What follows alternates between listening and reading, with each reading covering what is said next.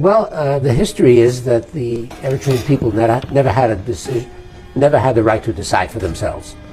The UN placed them in part of Ethiopia as a confederation in 1952, and then in '62, the emperor forced them to become a province rather than as an independent state. So that started the war.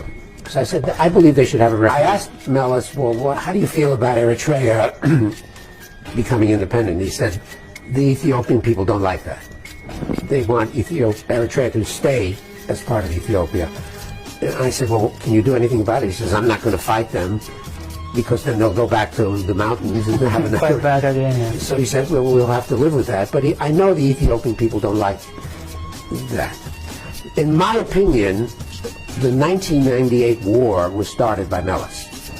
Because I've read you've heard of WikiLeaks? Yes. This was U.S. communications that were leaked. Okay. And I've been reading those, and it looks to me pretty sure that Meles wanted to explain to me why war.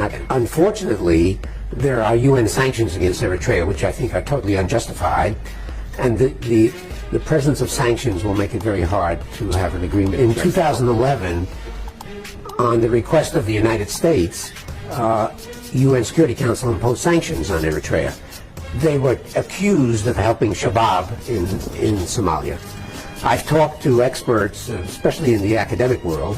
I don't have any inside information anymore. And they say, well, we've seen possibility that they were transferring money to the Shabab. But for the last 2 or 3 years, there's absolutely no evidence that they're involved with Shabab. Zero evidence. And in October 2014, 14 of the 15 members of the Security Council voted to lift sanctions. There was only one country that refused, the United States. Well, the history